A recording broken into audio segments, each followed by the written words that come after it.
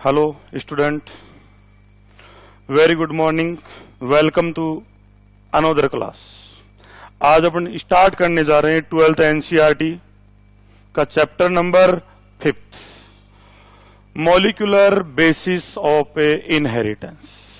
देखो, इससे जो पिछला चैप्टर है अपने पास में principle of inheritance and variation, और ये मॉलिक्यूलर बेसिस ऑफ इनहेरिटेंस, ये दोनों चैप्टर मिलकर जेनेटिक्स को कंप्राइज करते हैं।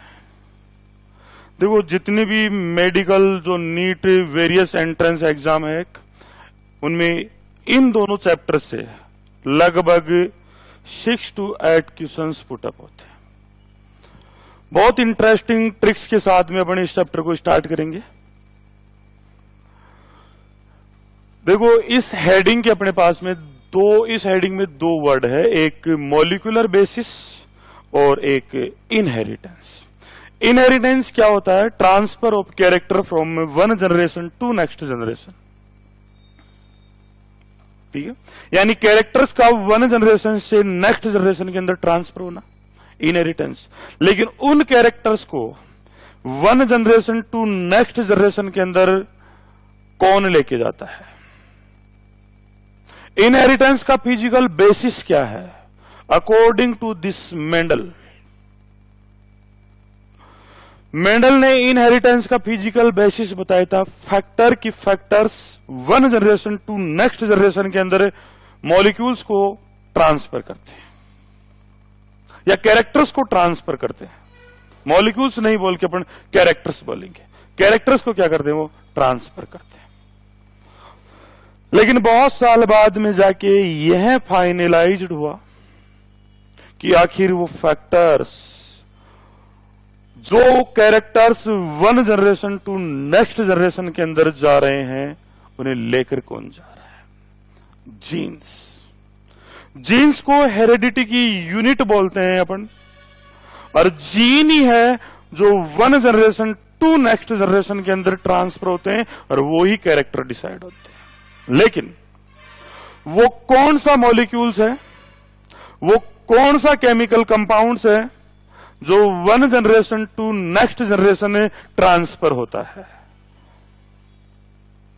तो वो न्यूक्लिक एसिड होता है, जो one generation to next generation में ट्रांसफर हो रहा है। ठीक है, और न्यूक्लिक एसिड आप जानते हो, दो प्रकार के न्यूक्लिक एसिड होते हैं, या तो डीएनए होता है या आरएनए होता है। मोस्ट ऑफ ऑर्गेनिज्म का जो जेनेटिक मटेरियल होता है वो डीएनए होता है, और सम वायरसेज के अंदर जेनेटिक मटेरियल क्या होता है? आरएनए होता है। ठीक है, देखो, इस चैप्टर में अपने को पहले ये देख लेते हैं कि कौन कौन से पॉइंट पढ़ने हैं अपने को। फर्स्ट पॉइंट की बात करेंगे अपन, स्ट्रक्चर ऑफ न्यूक्लिक एसिड बोल दो आप। Structure of nucleic acid, structure of nucleic acid, nucleic acid, sorry एक मिनट,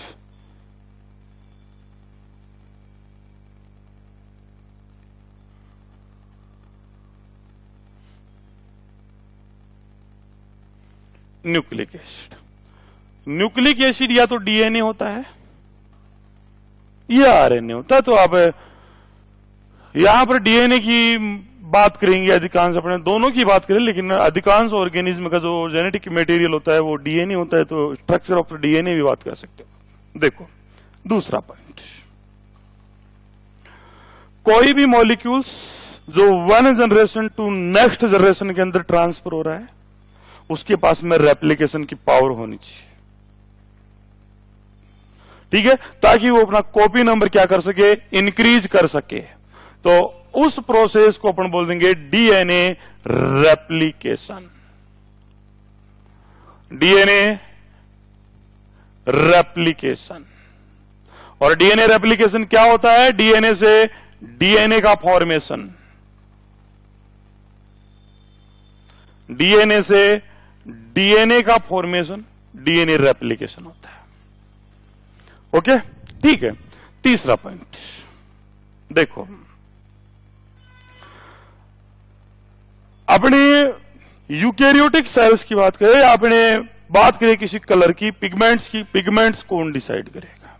ये तो है नहीं कि डायरेक्ट डीएनए जो अपनी बॉडी के अंदर है कैरेक्टर्स को डिसाइड करते हैं, जो पिगमेंट्स को डिसाइड करते हैं, जैसे अपने पास में हेयर कलर है, स्किन कलर है, आई कलर है, उनको डिसाइड करने का काम है प्रोटीन्स, यानी कैरेक्टर्स को डिसाइड कौन करता है? प्रोटीन्स करती है। ठीक है, अब ये तो है नहीं कि डीएनए से डायरेक्ट प्रोटीन का फॉर्मेशन हो जाए। यस, ठीक है। तो पहले अपने को डीएनए से एमआरएनए का सिंथेसिस करवाना पड़ेगा, आरएनए का सिंथेसिस करवाना पड़ेगा। तो डीएनए से आरएनए का जो सिंथेसिस होता है, डीएनए से एमआरएनए बोल दो या आरएनए बोल दो, क्योंकि टाइप्स ऑफ आरएनए होता है एमआरएनए। एमआरएनए उस प्रोसेस को बोल देते हैं आप ट्रांसक्रिप्शन। ट्रांसक्रिप्शन, ठीक है। एक अपने पास में टॉपिक हो जाएगा ट्रांसक्रिप्शन, ठीक है। देखो, हाँ, चौथा पॉइंट, पहले पांचवें पॉइंट की बात करते हैं। एमआरएनए से क्या बनाना है अपने को? प्रोटीन बनाना है, क्योंकि प्रोटीन ही डिसाइड करेगी कैरेक्टर्स को, ठीक है। एमआरएनए से जो प्रोटीन बनती है उसको ट्रांसलेशन बोल देते हो आप। ट्रांसलेशन क्या होता है? एमआरएनए से प्रोटीन का सिंथेसिस क्या कहलाएगा? ट्रांसलेशन कहलाएगा। और बहुत सारे जो एमिनो एसिड्स के को कोड करते हैं, एमिनो एसिड के सिंथेसिस के लिए बहुत सारे कोडॉन्स की जरूरत होती है। पॉलीपेप्टाइड चेन के सिंथेसिस के लिए उनको बोल देते हैं जेनेटिक कोड। जेनेटिक कोड, ठीक है। पॉइंट नंबर 6 देखो, DNA replication, DNA transcription and translation, ये जीन्स के द्वारा कंट्रोल होती है। ये प्रोसेस जीन द्वारा कंट्रोल होती है। तो जीन रेगुलेशन, 6 पॉइंट अपना, जीन रेगुलेशन। पॉइंट नंबर 7 देखो, जितने भी ह्यूमन जीनोम्स है उसको डिकोड कर लिया गया है, उसकी सीक्वेंसिंग कर ली गई है कंप्लीट ह्यूमन जीनोम की। तो 7th नंबर का पॉइंट है human genome project, human genome project, clear. और एक लास्ट पॉइंट अपना DNA fingerprinting, DNA fingerprinting, DNA finger printing, ठीक है। ये 8 पॉइंट है इस चैप्टर में, और एक एक पॉइंट्स की अपन स्टडी करेंगे इसके अंदर, ठीक है। पहली बात करते हैं अपन structure of a nucleic acid, या अपन पहले बात कर लेते हैं न्यूक्लिक एसिड क्या होता है। न्यूक्लिक एसिड क्या होता है? देखो, सबसे पहले इसकी हिस्ट्री के बारे में देख लेते हैं कि आखिर डीएनए की डिस्कवरी किसने करी। डिस्कवर्ड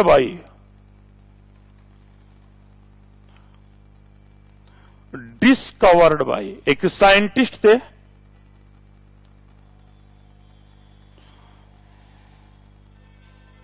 फ्रेडरिक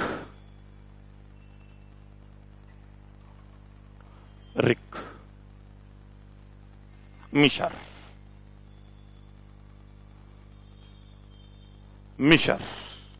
फ्रेडरिक मिशर 1869 के अंदर इन्होंने न्यूक्लिक एसिड को डिस्कवर्ड किया इन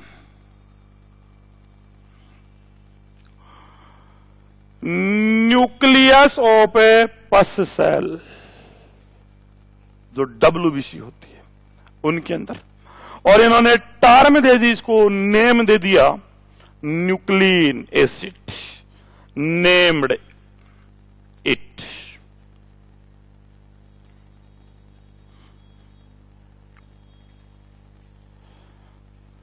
न्यूक्लिन एसिड। देखो फ्रेडरिक मिशर ने न्यूक्लिक एसिड को डिस्कवर्ड किया, लेकिन इन्होंने न्यूक्लिक एसिड टर्म नहीं दी थी। ठीक है, फिर कुछ साल बाद में एक साइंटिस्ट आए थे, अल्टमैन। ठीक है, अल्टमैन ने लेटर ऑन, एक साइंटिस्ट आए थे अल्टमैन, इन्होंने फाउंड किया इसका acidic nature, found it's acidic nature, acidic nature को फाउंड किया और इसको टर्म दे दिया न्यूक्लिक एसिड। तो आपसे पूछ लिए कि न्यूक्लिक एसिड को डिस्कवर्ड किसने किया, तो आपका आंसर रहेगा फ्रेडरिक मिशर। और न्यूक्लिक एसिड जो टर्म दिया था वो किसने दिया था, अल्टमैन ने, क्योंकि अल्टमैन ने इसके एसिड के नेचर को फाउंड करके ये बोल दिया था कि टर्म दे दिया था न्यूक्लिक एसिड। ठीक है, एक ही टर्म की बात और करते हैं, डीएनए टर्म। डीएनए टर्म किसने की, डीएनए टर्म ये थे साइंटिस्ट जेरिक। जेरिक ने डीएनए टर्म दी थी। ठीक है, क्लियर, इतना क्लियर है। देखो अपन बात कर रहे हैं न्यूक्लिक एसिड। आखिर न्यूक्लिक एसिड कितने टाइप्स के हो सकते हैं? अपने को पता है न्यूक्लिक एसिड 2 टाइप के होते हैं। मैंने बताया था स्टार्टिंग में, न्यूक्लिक एसिड 2 टाइप के होते हैं। न्यूक्लिक एसिड, ठीक है, 2 टाइप।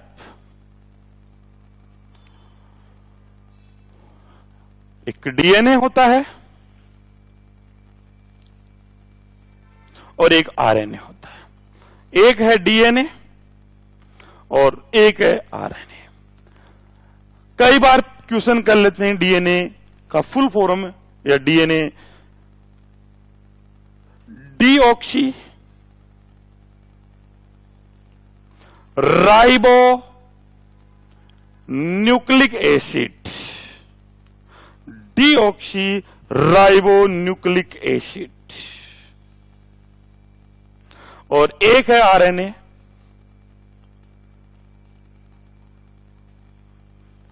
Ribo nucleic acid. देखो मोस्ट ऑफ ऑर्गेनिज्म का जो जेनेटिक मटेरियल होता है वो डीएनए होता है। मोस्ट ऑफ ऑर्गेनिज्म में जो जेनेटिक मटेरियल होता है वो डीएनए है। Genetic material, genetic material in most organism, लेकिन सम वायरसेज के अंदर भी, सम वायरसेज में RNA as a genetic material work करता है। Genetic material of some viruses, of some viruses. Some viruses का जेनेटिक मटेरियल क्या है, आरएनए। लेकिन देखो जो ये डीएनए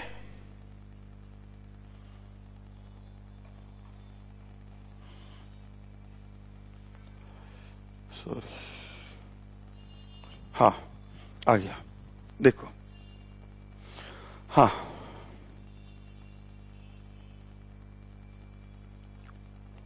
इधर जहां पर act as a genetic material DNA work करता है, वहां पर आरएनए की क्या रोल है, रोल्स ऑफ आरएनए। देखो उस सेल में आरएनए एक स्ट्रक्चरल मॉलिक्यूल्स की तरह वर्क करेगा। ठीक है, उस सेल में ये एज ए एंजाइम, एक कैटालिटिक मॉलिक्यूल्स की तरह क्या करता है, वर्क करता है।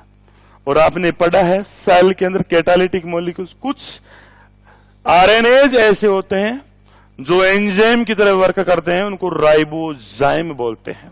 और जो एंजाइम की तरह वर्क करते हैं उनमें 23S आरआरएनए और 28s rRNA, 23s rRNA in prokaryotes and 28s rRNA in eukaryotes. ये दोनों act as a ribozyme, enzyme की तरह वर्क करते हैं, और जो एंजाइम की तरह वर्क करते हैं उनको राइबोजाइम बोलते हैं। जो एंजाइम की तरह वर्क करते हैं वो कैटालिटिक मॉलिक्यूल्स होते हैं। ठीक है। तीसरा पॉइंट, यह उस सेल में एक एडेप्टर मॉलिक्यूल्स की तरह वर्क करते हैं, एडेप्टर मॉलिक्यूल्स की तरह वर्क करते हैं। ठीक है। उस सेल में, मैं यहां लिख रहा हूं इसको, उस सेल में ये मैसेंजर मॉलिक्यूल्स की तरह वर्क करते हैं, मैसेंजर मॉलिक्यूल्स की तरह वर्क करते हैं। ठीक है। देखो, न्यूक्लिक एसिड की बात कर रहे हैं। न्यूक्लिक एसिड 2 टाइप का होता है, DNA and RNA. Most of organism का जेनेटिक मटेरियल डीएनए होता है और सम वायरसेज में जेनेटिक मटेरियल आरएनए वर्क करता है। ठीक है। देखो, अगली बात करते हैं अपन structure of DNA. Structure of DNA, देखो, डीएनए पॉलीमर्स होता है न्यूक्लियोटाइड्स का, यानी डीएनए पॉलीन्यूक्लियोटाइड चेन्स का बना हुआ होता है। न्यूक्लियोटाइड्स यानी न्यूक्लिक एसिड की बात करें तो यदि यूनिट ऑफ डीएनए या यूनिट ऑफ न्यूक्लिक एसिड या तो डीएनए है या फिर क्या है आपका आरएनए। ठीक है। डीएनए या आरएनए न्यूक्लिक एसिड है तो इनकी यूनिट क्या है, न्यूक्लियोटाइड होती है। यदि मैं यूनिट की बात करूं, unit of nucleic acid, nucleic acid nucleotide होती है, न्यूक्लियोटाइड होती है। और आपको यह पता है कि डीएनए हो या आरएनए हो या न्यूक्लिक एसिड हो, ये पॉलीमर होते हैं न्यूक्लियोटाइड्स के। तो DNA is a polymer, DNA is a polymer of A nucleotide.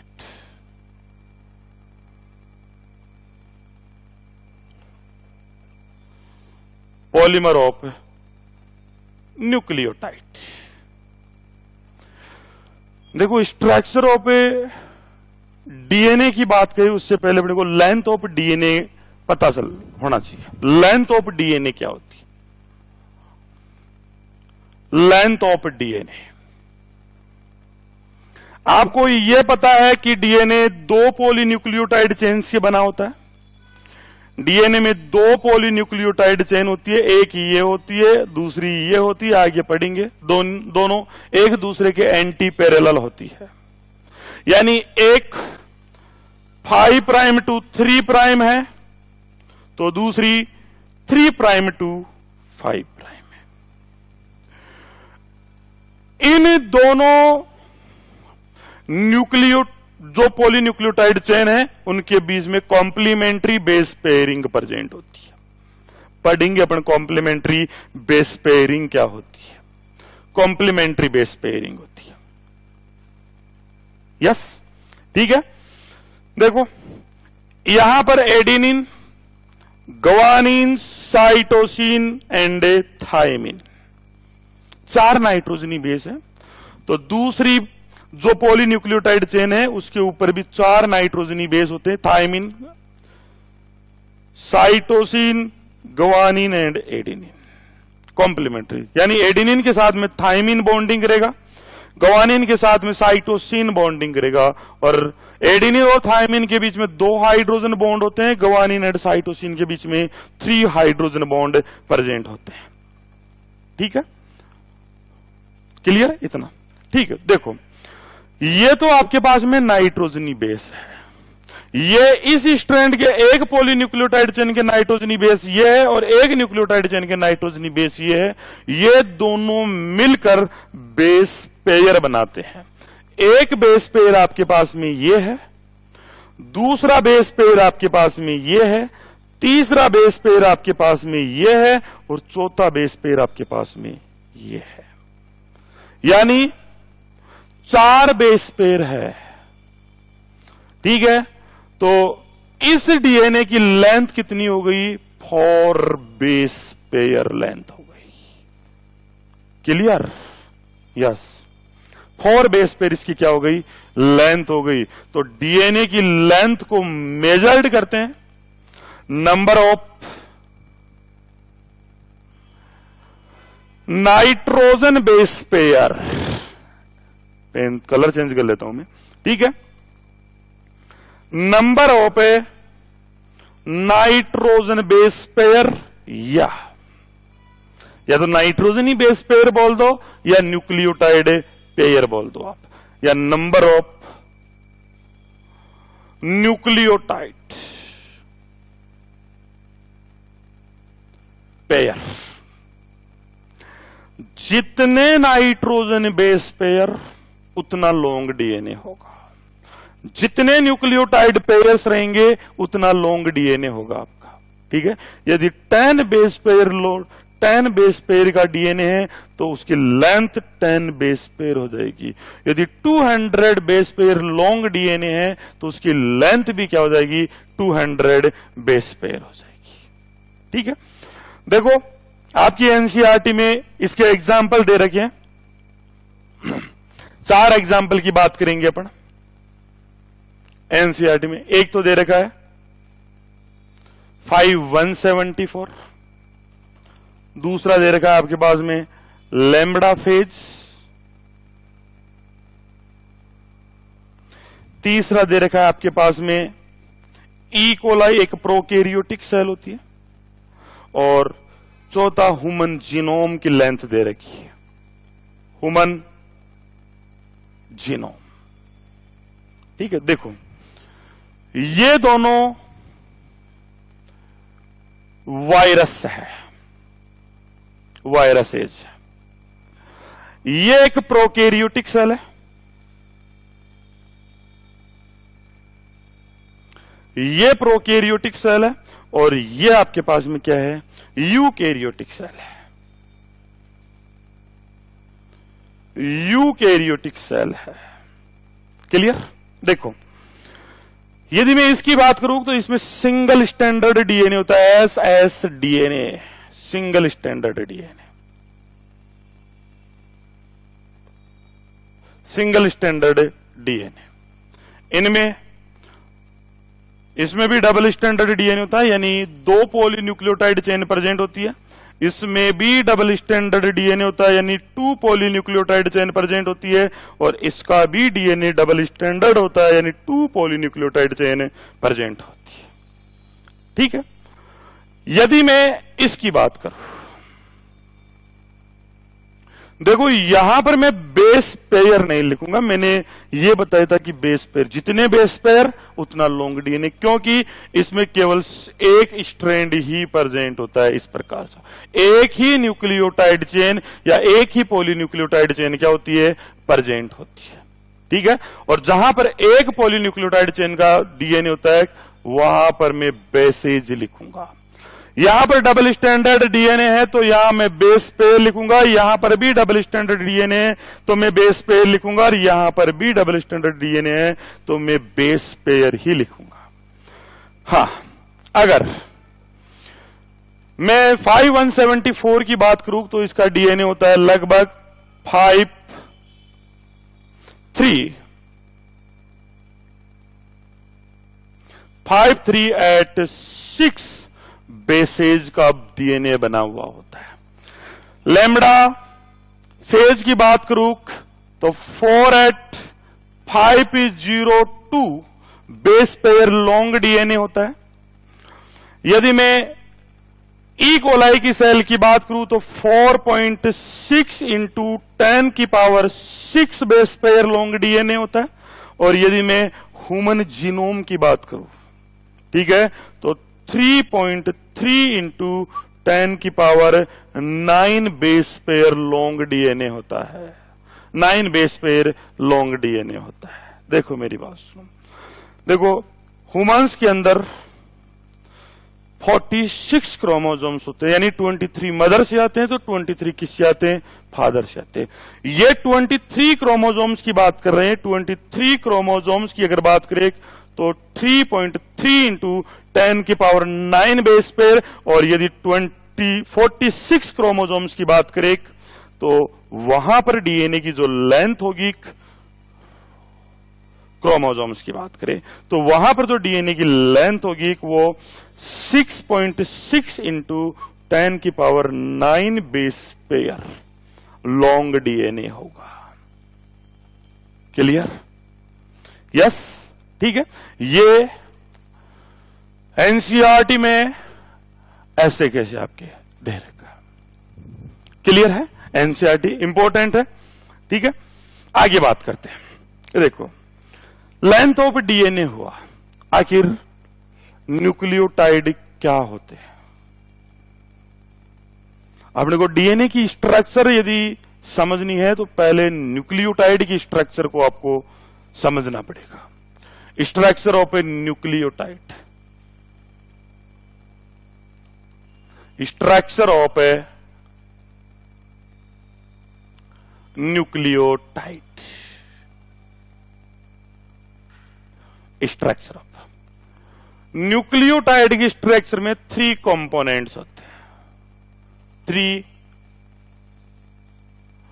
3 components की बनी होती है।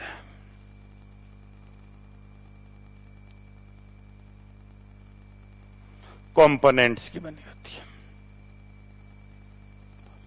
देखो, न्यूक्लियोटाइड की स्ट्रक्चर में 3 कंपोनेंट्स होते हैं। सबसे पहले बात करते हैं पेंटोज शुगर की। एक होता है पेंटोज शुगर। पेंटोज शुगर यानी 5 कार्बन की शुगर है। पेंटोज शुगर की बात करें तो ये 5 कार्बन शुगर होती है। 5 कार्बन शुगर। देखो, पेंटोज शुगर यदि डीएनए की बात करें तो डीऑक्सीराइबोज शुगर प्रेजेंट होती है, और यदि आरएनए की बात करें तो राइबोज शुगर होती है। ठीक है, राइबोज शुगर होती है। राइबोज एक प्रकार की एल्डोज शुगर होती है, क्योंकि इसके फर्स्ट कार्बन के ऊपर एल्डिहाइड ग्रुप प्रेजेंट होता है। ठीक है, एक राइबोज शुगर होती है और एक डीऑक्सीराइबोज शुगर होती है। डीऑक्सी राइबोज शुगर होती है। डीऑक्सीराइबोज शुगर डीएनए की होती है, जबकि राइबोज शुगर किसकी होती है? आरएनए की होती है। डीऑक्सीराइबोज शुगर भी 5 कार्बन शुगर होती है और राइबोज शुगर भी 5 कार्बन शुगर होती है। यदि अपन आरएनए की शुगर की, पेंटोज शुगर की, राइबोज शुगर की स्ट्रक्चर देखिए तो 5 कार्बन की शुगर होती है इस प्रकार से। देखो,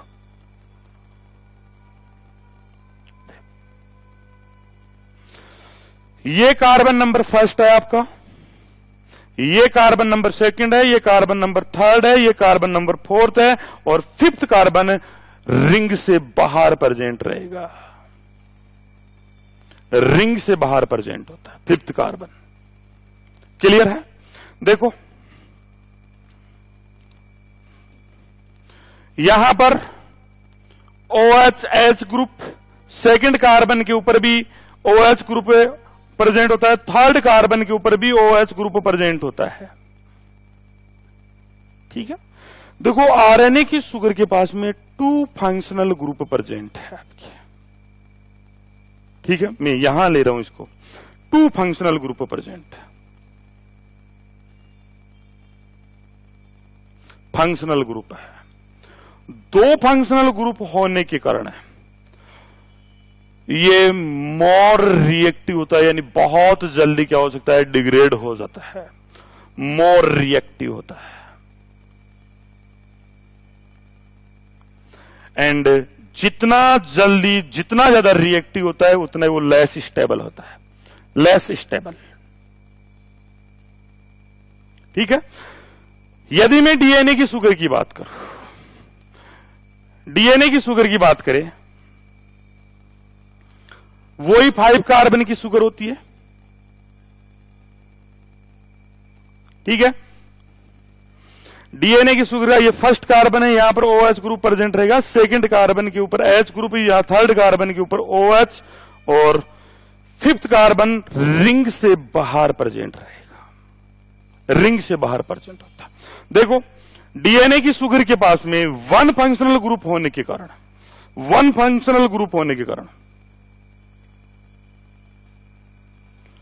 वन फंक्शनल ग्रुप है, एक फंक्शनल ग्रुप होने के कारण ये बहुत ज्यादा स्टेबल होता है, मोर स्टेबल होता है, और बहुत कम रिएक्टिव होता है, लेस रिएक्टिव होता है, यानी बहुत जल्दी डिग्रेड नहीं हो सकता, लेस रिएक्टिव होता है। क्लियर? फर्स्ट कंपोनेंट की बात हुई है, न्यूक्लियोटाइड के फर्स्ट कंपोनेंट के अंदर पेंटोज शुगर, आरएनए की शुगर है, और एक डीएनए की शुगर है, ठीक है।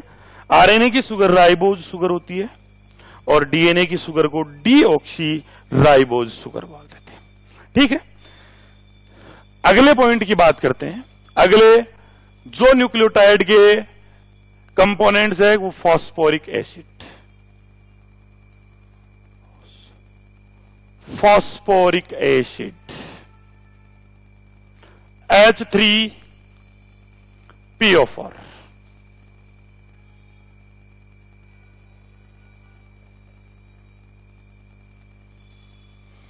H3PO4, H3PO4। देखो इस फॉस्फोरस के कारण ये न्यूक्लिक एसिड को गेव नेगेटिव चार्ज प्रोवाइड करवाता है,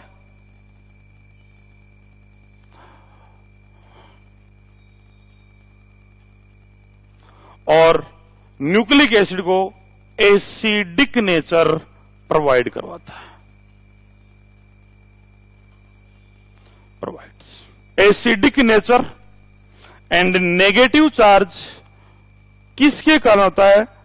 फॉस्फोरिक एसिड के कारण, फॉस्फोरिक एसिड के कारण डीएनए के ऊपर या न्यूक्लिक एसिड के ऊपर या आरएनए के ऊपर नेगेटिव चार्ज आता है। देखो जो ये फॉस्फोरस होता है वो ऑर्थोफॉस्फोरिक एसिड के फॉर्म में प्रेजेंट होता है, ऑर्थोफॉस्फोरिक एसिड के फॉर्म में प्रेजेंट होता है, ऑर्थोफॉस्फोरिक एसिड के फॉर्म में प्रेजेंट होता है, ठीक है, जो न्यूक्लिक एसिड के ऊपर negative charge and acidic nature provide करवाएगा, ठीक है। तीसरे कंपोनेंट्स की बात करते हैं अपन, third component,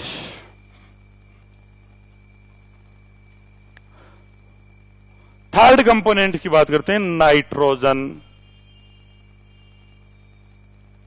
base, nitrogen base. एक मिनट रुकना।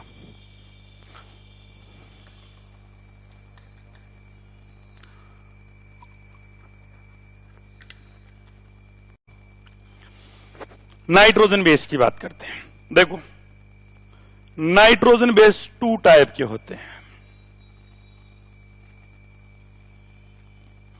एक प्यूरीन होता है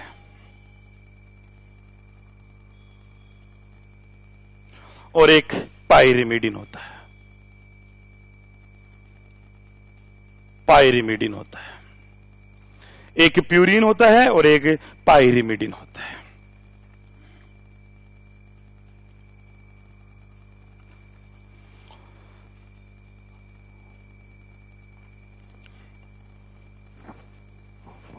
हाँ। प्यूरीन की स्ट्रक्चर की बात करें, पहले प्यूरीन की स्ट्रक्चर देखते हैं। देखो प्यूरीन की स्ट्रक्चर में 2 हेटेरोसाइक्लिक रिंग प्रेजेंट होती है, 2 हेटेरोसाइक्लिक रिंग प्रेजेंट होती है। जो 6 मेंबर्ड रिंग होती है उसको पाइरिमिडीन रिंग बोल देते हैं, और जो 5 मेंबर्ड रिंग होती है उसको इमेडाजोल रिंग बोल देते हैं। इसकी फर्स्ट पोजीशन के ऊपर, थर्ड पोजीशन के ऊपर, सेवेंथ पोजीशन के ऊपर एंड नाइन्थ पोजीशन के ऊपर क्या प्रेजेंट होते हैं? नाइट्रोजन प्रेजेंट होते हैं। ठीक है, यानी मैं ये लिख सकता हूं हेटेरोसाइक्लिक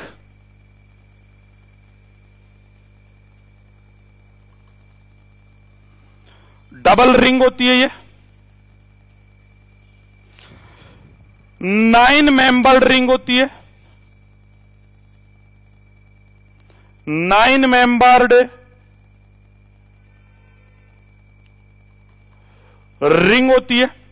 ठीक है, देखो 9 मेंबर्ड की बात करें, 1 2 3 4 5 6 7 8 और 9। इसके ऊपर जो नाइट्रोजन की पोजीशन है, नाइट्रोजन एट पोजीशन, वो फर्स्ट, थर्ड, 7 और 9th पोजीशन के ऊपर क्या प्रेजेंट होते हैं? नाइट्रोजन प्रेजेंट होते हैं। ठीक है, यदि पाइरिमिडीन की स्ट्रक्चर की बात करें अपन, तो 1 हेटेरोसाइक्लिक रिंग प्रेजेंट होती है, 1 हेटेरोसाइक्लिक रिंग प्रेजेंट होती है। इस 1 हेटेरोसाइक्लिक रिंग के फर्स्ट पोजीशन के ऊपर और थर्ड पोजीशन के ऊपर नाइट्रोजनी बेस प्रेजेंट होते हैं।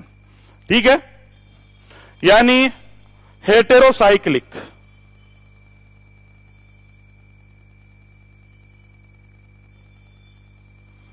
सिंगल रिंग होती है, first point.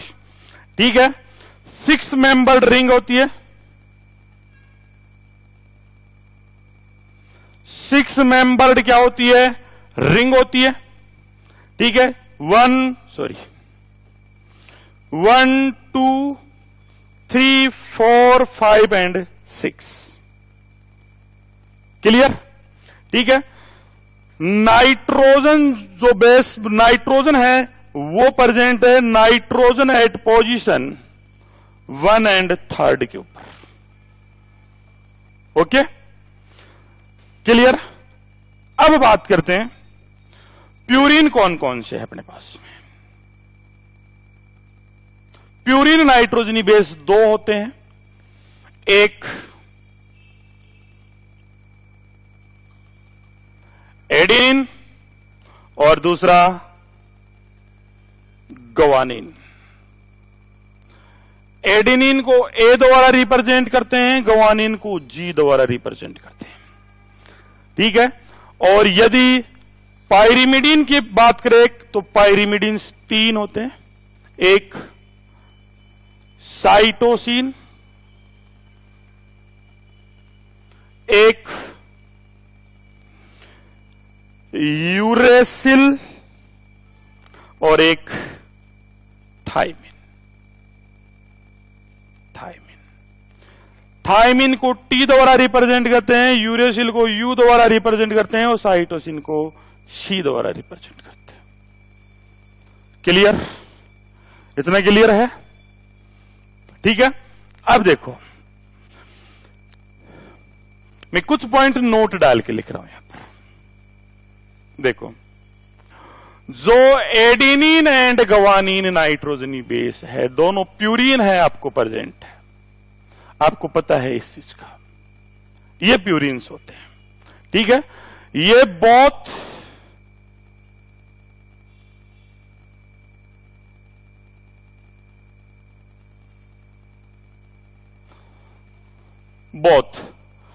DNA and RNA दोनों में प्रेजेंट होंगे, डीएनए में और आरएनए में दोनों में प्रेजेंट होंगे। अगला पॉइंट, जो साइटोसिन नाइट्रोजनी बेस है वो भी डीएनए और आरएनए दोनों में प्रेजेंट होगा, बोथ डीएनए एंड आरएनए दोनों में प्रेजेंट होगा। ठीक है, और जो थाइमिन है आपका वो ओनली डीएनए में होता है,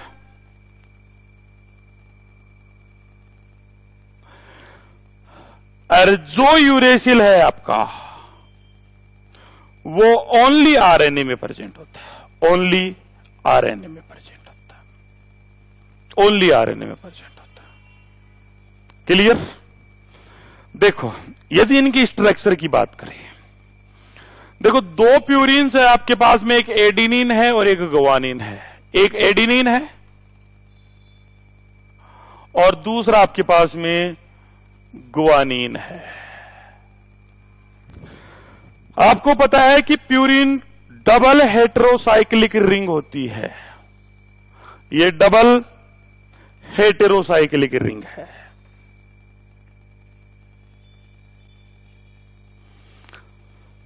फर्स्ट पोजीशन के ऊपर नाइट्रोजन, थर्ड पोजीशन पे नाइट्रोजन, सेवेंथ पोजीशन के ऊपर नाइट्रोजन एंड थर्ड पोजीशन के ऊपर क्या है? नाइट्रोजन।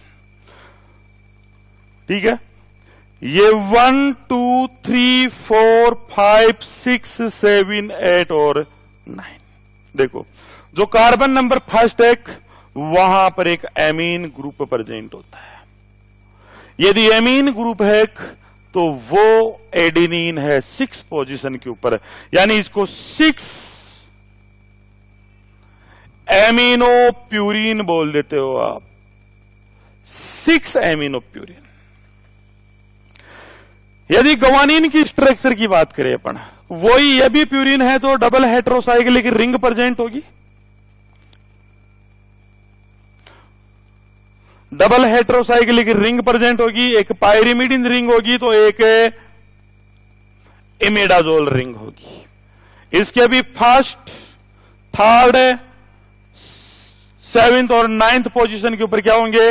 नाइट्रोजनी बेस प्रेजेंट होंगे। देखो इसके थर्ड पोजीशन के ऊपर एमीन और 6 पोजीशन के ऊपर एक ऑक्सीन प्रेजेंट हो जाता है। ठीक है, हाँ इनकी बैलेंसिंग पूरी कर लेना, बैलेंस। देखो यहां पर डबल बॉन्ड आ जाएगा, यहां डबल बॉन्ड आ जाएगा, यहां डबल बॉन्ड और यहां डबल बॉन्ड।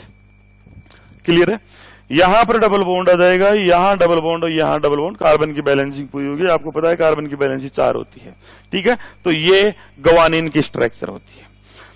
अगर साइटोसिन की स्ट्रक्चर, 2 पायरिमिडिन, ये दोनों क्या है आपके पास में? प्यूरिन है। ध्यान रखना भाई, ये दोनों प्यूरिन है और आपके पास में 3 पायरिमिडिन होते हैं जिनमें 1 हेटेरोसाइक्लिक रिंग प्रेजेंट होती है। देखो 3 पायरिमिडिन। पहले साइटोसिन की बात कर लेते हैं अपन, साइटोसिन की बात कर लेते हैं।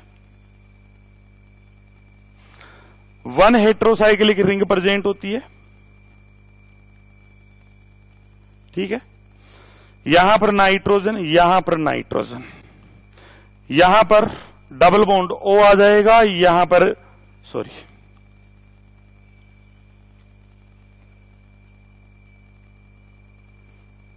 ऐसे नहीं आएगा, यहां पर एमीन ग्रुप आ जाएगा, यहां डबल बॉन्ड O आ जाएगा। ये साइटोसिन है। यदि अपन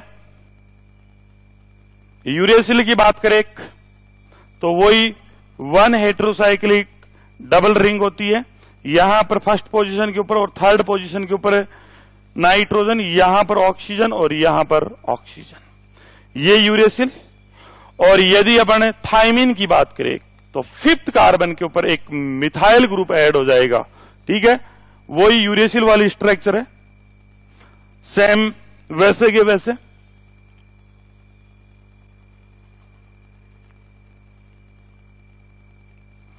यहां पर नाइट्रोजन, यहां पर नाइट्रोजन, यहां डबल बॉन्ड O, यहां डबल बॉन्ड O और यहां पर एक मिथाइल ग्रुप ऐड हो जाता है, तो ये हो जाता है 5 मिथाइल यूरेसिल बोल देते हैं। इसी मिथाइलेशन के कारण डीएनए मोर स्टेबल होता है। 5 मिथाइल यूरेसिल, 5 मिथाइल यूरेसिल। देखो आपको ये रटना पड़ेगा, इनकी खुद नोटबुक में नहीं लिखोगे तब तक आपको ये चीजें समझ में नहीं आएगी। क्लियर है? 3 कंपोनेंट्स है न्यूक्लियोटाइड की स्ट्रक्चर में। अब न्यूक्लियोटाइड का फॉर्मेशन कैसे होता है? Formation of nucleotide, formation of nucleotide. आपको यह पता है कि न्यूक्लियोटाइड की स्ट्रक्चर के अंदर 3 कंपोनेंट्स होते हैं। एक पेंटोज शुगर है, ये मैं पेंटोज शुगर बना देता हूं। आपके पास में मैं यहां पर एक नाइट्रोजनी बेस पेयर बना देता हूं, ये प्यूरिन की स्ट्रक्चर बना देता हूं। चलो ठीक है, यहां पर नाइट्रोजन है, यहां नाइट्रोजन है, और यहां मैं फॉस्फोरिक एसिड बना देता हूं। ये फॉस्फोरिक एसिड है, ये फॉस्फोरिक एसिड है। ठीक है, यदि इसकी बात करें तो यहां पर OH, यहां H, यदि ये डीएनए की शुगर है तो यहां पर हाइड्रोजन सेकंड पोजीशन के ऊपर प्रेजेंट रहेगा, थर्ड पोजीशन के ऊपर OH ग्रुप प्रेजेंट रहेगा, फिफ्थ कार्बन रिंग से बाहर रहेगा और ये OH ग्रुप रहेगा। ठीक है, यदि ये कोई भी पाइरीमीडिन है आपके पास में तो यहां पर कोई सा भी मान लो, साइटोसिन मान लो, या आप थाइमिन सॉरी यूरेसिल मान लो, या थाइमिन मान लो। ठीक है, यहां पर इसके फर्स्ट कार्बन, फर्स्ट नाइट्रोजन के ऊपर एक हाइड्रोजन प्रेजेंट रहेगा। देखो, शुगर के फर्स्ट कार्बन का OH ग्रुप और नाइट्रोजनी बेस का हाइड्रोजन, यहां से एक वाटर मॉलिक्यूल्स क्या हो जाएगा, रिमूव हो जाएगा। जैसे ही वाटर मॉलिक्यूल्स रिमूव हुआ तो यहां पर एक बॉन्ड फॉर्मेशन हो जाएगा। अब मैं इसको रब कर देता हूं और यहां पर शुगर और नाइट्रोजनी बेस के बीच में एक बॉन्ड बन जाएगा, बॉन्ड फॉर्म हो जाएगा। ठीक है, और शुगर और नाइट्रोजनी बेस पेयर के बीच में जो बॉन्ड बनता है उसको बोल देते हैं ग्लाइकोसिडिक बॉन्ड, या ग्लाइकोसिडिक बोल दो आप, या एन ग्लाइकोसिडिक बॉन्ड बोल दो, एक ही बात। यहां पर यह बॉन्ड फॉर्मेशन हो गया N glycosidic bond, N glycosidic bond किन किन के बीच बनता है, बिटवीन पेंटोज शुगर,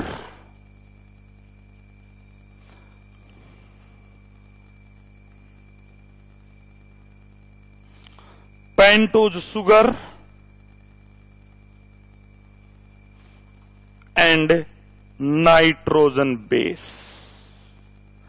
नाइट्रोजनी बेस के बीच में। देखो, शुगर एंड नाइट्रोजनी बेस मिलकर न्यूक्लियोसाइड बनाएंगे, न्यूक्लियोसाइड बनाएंगे। क्लियर? न्यूक्लियोसाइड क्या होता है, nitrogen base plus pentose sugar, ये दोनों मिलके किसका फॉर्मेशन करेंगे, न्यूक्लियोसाइड का फॉर्मेशन करेंगे। देखो, शुगर का फिफ्थ कार्बन का OH ग्रुप और फॉस्फोरिक एसिड का हाइड्रोजन, यहां से दोनों ये H2O को रिमूव करेंगे यहां से, और जैसे ही वाटर मॉलिक्यूल्स रिमूव हुआ तो शुगर एंड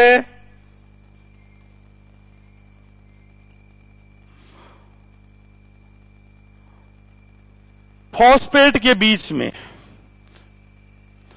बॉन्ड फॉर्मेशन हो जाएगा।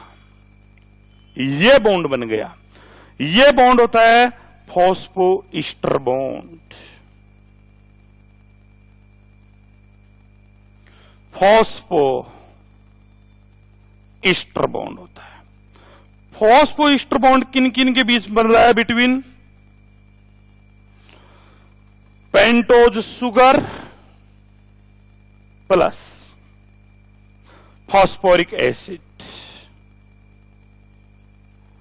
फॉस्फोरिक एसिड, इनके बीच में फॉस्फोईस्टर बॉन्ड का क्या होता है, फॉर्मेशन होता है। देखो, yes, phosphoric acid plus pentose sugar plus नाइट्रोजनी बेस, ये तीनों आपस में बॉन्डिंग करके न्यूक्लियोटाइड का क्या करते हैं, फॉर्मेशन। और न्यूक्लियोटाइड क्या होता है, नाइट्रोजनी base plus pentose sugar plus